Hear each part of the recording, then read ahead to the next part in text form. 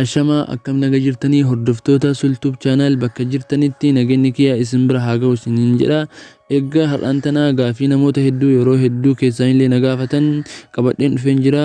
Wanta hedduu baay'ee namatti toludha. Kunoo wanta kana Imo HD kana keessatti wantoota hedduu jira. Nama Imo kan kee yookiin nambara kan kee haak godhee si jala hatee jechaadha ittiin fayyadamaa jirullee qafoo ittiin fayyadamaa jiru sanillee sitti hima yoo atiin sistema san kabeetu taate.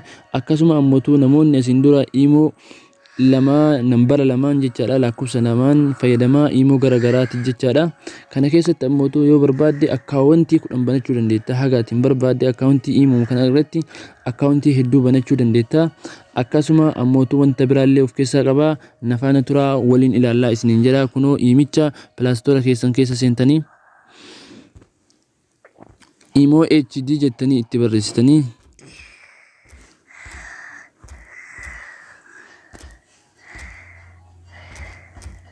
kunoo Imo HD jettanii akkas itti barreessitanii ergattanii kunoo bakka search jettu tana tuttanii yeroo tokkoof kunoo akkanatti isinii baasaa. Kunoo Imo HD viidiyoodha. Kana kunoo hedduu kwaalitiidha. Gabbuufadhaa itti fayyadamaa isiniin jedha. Ka update jiru.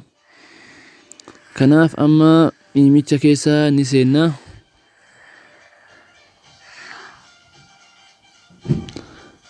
Erga isa keessa seennee jennee kunoo akkana garana haxoofnee erga jennee switch account dha. Kunoo argaa jirtan natti fakkaata bakka kanatti switch account dha.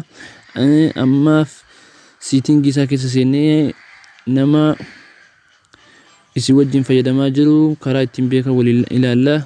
Kunoo erga switch account ka jedhu kana keessa seentanii account in the security ka jedhu kana keessa tuqxanii erga as tuqxanii jettanii manage device ka jedhu kana argaa jirtan natti fakkaata. Kunoo as keessa erga tuqxanii jettanii namoota qafoo keessan irratti nambara keessan kanaan fayyadamaa jiru qafoo isaa waliin kunoo bakka kana himaa. Kunoo akkanatti kun ammootu qafoon kiyyaa kan ittiin fayyadamaa jiru kunis kan dura irraa haqee ture. Kunoo akkanatti namoota 10 illee hoo ta'u taate namoonni haaq isin jalaa godhee misira keessan isin hordofuudhaaf jecha karaa kanaan kunoo qafoo isaa waliin asuma irratti isin baasaa. Kunoo dilee gochuu barbaadan illee kunoo dilee gootanii anamma dilee gochuun barbaadu asin dilee gootanii. Akkasuma ammootu akkaawuntii biraallee banachuudhaaf duba deemna. Akkaawuntii biraallee banachuudhaaf kunoo switch account ka jedhu kanarratti ni cuqaastu yeroo tokkoof. Kunoo ergasii add account ka jedhu kana yeroo tokkoof ni cuqaastanii ergasii kunoo lakkoofsa dabalataa ka Imo kana irratti banachuu barbaadan san yeroo tokkoof ni cuqaastu.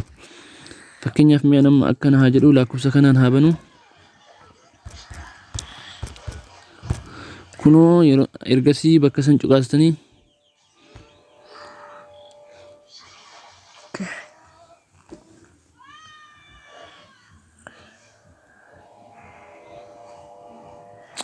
diqqoo waan daataa fayyadamaa jiru dhiifama isiniin jedha.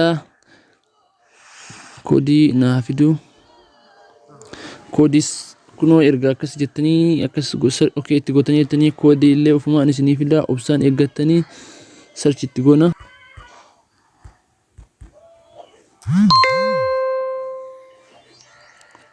Kunoo akkanatti akkaawuntiin lammaffaanis banamee jira.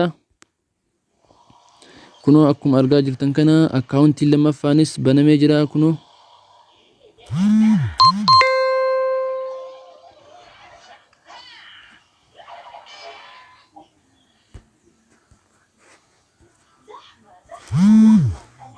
kunoo akkaawuntii lammaffaan illee banamee jira. Anammaaf kunoo ka amma irra banee abaabaa ka jedhu kunoo argaa jirtanii isa kana irratti kun ammootu ka olaanu saniiti. Isin ka barbaadan irratti deeffattanii itti fayyadamuu dandeettanii. Anammaaf mee ammallee wanta biraa Imo keessa seenii wanta biraallee ka isin mul'isu jira.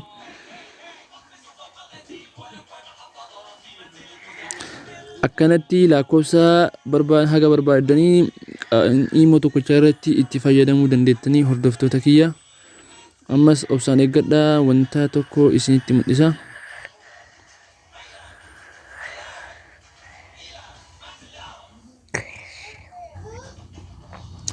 Kunoo ergasii ammas siitingii isaa keessaa yeroo tokkoof ni seentanii siitingii bakka profaayila keessanii kana keessa yeroo tokkoof erga seentanii jettanii kunoo wanta kana argaa jirtan natti fakkaata. Wanti kunis imo kana bichatu qaba, imo update bichatu qaba. Wanta kanas akka dura namoonni hedduun imo walii argachuudhaaf lakkoofsa search itti godha. Ana amma fakkeenyaadhaaf imo kiyyaa hoyita nama erguu barbaade akka namni karaa imootiin na qunnamu jechaadha.